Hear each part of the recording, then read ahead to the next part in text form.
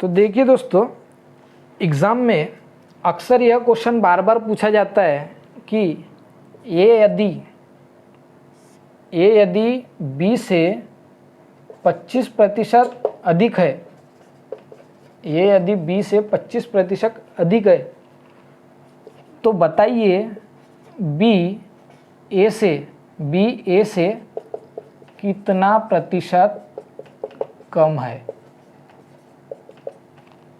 यह अक्सर एग्ज़ाम में पूछा जाने वाला क्वेश्चन है दोस्तों। जैसा कि ए बी से 25% अधिक है तो बताइए बी ए से कितना प्रतिशत कम है, यह हमसे पूछा जाएगा। बहुत ही इजीली हम लोग इसे निकालने का ट्राई करेंगे। इसकी डिफरेंट मेथड्स भी होती है, वह भी हम लोग देखेंगे। जो हमें सूट हो जाएंगे हम लोग उससे इसका आंसर निकालेंगे। देखिए, सबसे पहले क्वेश्चन में हमें जो दिया गया हम लोग वह लिखते हैं।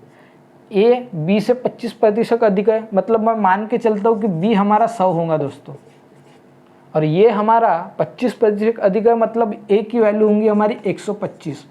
ठीक है, अब देखिए हमसे क्या पूछा गया, उसने बी और कंपेयर किया उसने ए के साथ। यानी हमें क्या करना है, पहले तो बी की वैल्यू देखना है। बी की वैल्यू है 100 और ए की वैल्यू है 125। तो हम लोग क्या करेंगे, पहले तो 125 ए की वैल्यू लिख देंगे इस तरीके से। और इन दोनों का जो डिफरेंस है दोस्तों, इन दोनों का डिफरेंस क्या है 25 का, वह हम लोग इस तरीके से लिख देंगे। और प्रतिशत निकालने के लिए हम लोग करेंगे 100 से गुना। अब देखिए हम लोग का जो आंसर आएगा वो क्या आ जाएगा, 25 का यदि मैं इसमें भाग दूँ तो यह 5 बार कट जाएगा दोस्तों, और यदि 100 में 5 का भाग दूँ तो यह मुझे मिल जाएगा 20। यानी मैं ये कह सकता हूँ कि बी जो है वह ए से 20% कम है। ठीक है, अब देखिए इस तरह के क्वेश्चन को हम लोग और दूसरी मेथड से कैसे निकालेंगे, ध्यान दीजिए। देखिए दोस्तों, दूसरी मेथड हम लोग इसमें अप्लाई करेंगे। 25% अधिक, मतलब हम लोग क्या करेंगे, सबसे पहले इस 25% का फ्रैक्शन वैल्यू निकालने की कोशिश करेंगे।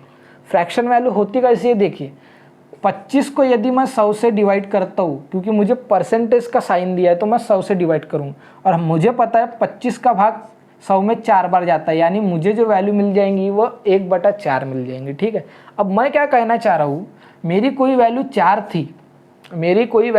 थी, उसमें मुझे 1 की वृद्धि हो गई तो वह बढ़कर 5 हो गई दोस्तों। क्या हो गई, बढ़कर 5 हो गई। ठीक है, अब मैं क्या कहना चाह रहा हूँ, मान लीजिए बी जो था हमारा वह 4 था और ए हमारा जो हो गया 5 है। तो हमसे क्या कहा गया है कि बी जो है वह ए से कितना प्रतिशत कम है। क्या कहा गया हमसे कि बी ए से कितना प्रतिशत कम है। तो हम लोग क्या करेंगे, इन दोनों का सबसे पहले तो डिफरेंस देखेंगे। डिफरेंस मिल जाएगा हमें 1 का। डिवाइड में हम लोग क्या करेंगे, हमसे जो पूछा गया है यानी ए के बारे में पूछा गया, तो हम लोग ए का वैल्यू लिख देंगे। अब मल्टीप्लाई में हम लोग क्या करेंगे, 100 कर देंगे। अब देखिए 5 का 100 में डिवाइड करेंगे तो हमें मिल जाएगा 20%। ठीक है दोस्तों, यानी हमारा आंसर इस तरीके से भी आ सकता है। यह हमारी सेकंड मेथड। अब देखिए इससे भी इजी क्लिक अगर आप लोग समझ जाए तो इससे भी बेहतरीन मैं आपको, इसे समझ लीजिए आप, एक ट्रिक है, लेकिन इसमें कोई लॉजिक उजिक नहीं है दोस्तों, ट्रिक नहीं है, बस आपके समझ के ऊपर है कि आप लोग कैसे। देखिए फ्रैक्शन वैल्यू जब कभी मान लीजिए इस तरीके के, यदि मैं देखता हूँ 1/2, यह हमारा फ्रैक्शन है। अगर मैं इसे परसेंटेज में कन्वर्ट करूंगा ना दोस्तों, तो ध्यान दीजिए 1/2 का होता है हमारा 50%। ठीक है, यदि मैं 1/3 की बात करता हूँ तो हमारा होता है 33.33%। 1/4 की बात करता हूँ तो हमारा होता है 25%। 1/5 की बात करता हूँ तो हमारा होता है 20%। उसी तरीके से 1/6 की बात करता हूँ तो होता है हमारा 16/2/3%। और 1/7 की बात करता हूँ तो हमारा होता है 14/2/7%। ठीक है, उसी तरीके से यदि 1/8 की बात करता हूँ तो हमारा होता है 12/1/2%। अब मैं क्या कहना चाह रहा हूँ, देखिए दोस्तों, यदि क्वेश्चन में आपको उसने कभी ये बोल दिया कि वृद्धि है और उसके बाद आपको उसने कमी पूछ लिया, तो आप लोग क्या करना, इस फ्रैक्शन वैल्यू को ध्यान देना। उसने क्या कहा दोस्तों, आपसे 25% अधिक है, तो ध्यान दीजिए 25% अधिक है, मतलब यह 25% अधिक है, और उसने हमसे पूछा है कमी कितनी की हुई है।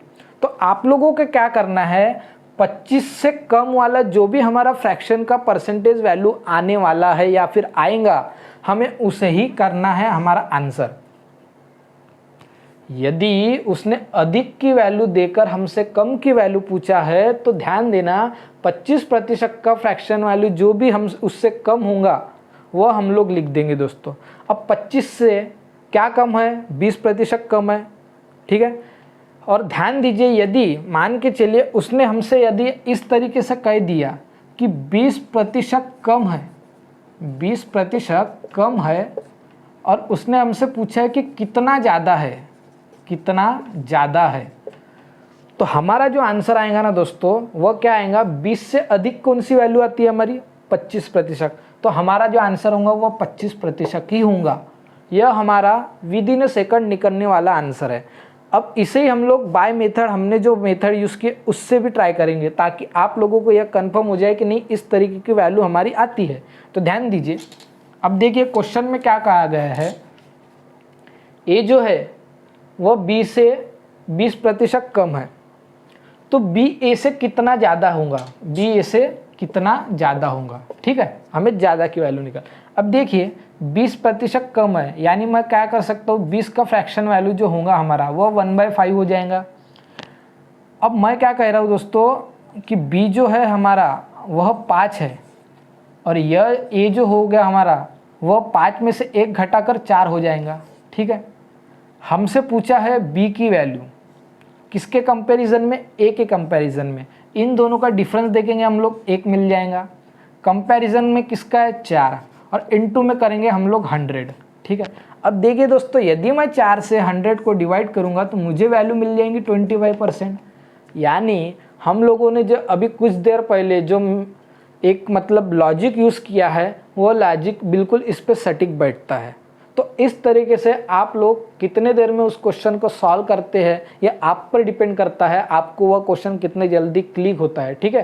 तो आइए इसी के बेस पे हम लोग और 1-2 क्वेश्चन देखते हैं दोस्तों, जो कि अक्सर हमें एग्ज़ाम में पूछे जाते हैं। ध्यान दीजिए, अक्सर हमसे कहा जाता है कि चीनी की कीमत में 25%, इस बार मैं वैल्यू चेंज कर देता हूँ दोस्तों, चीनी की कीमत में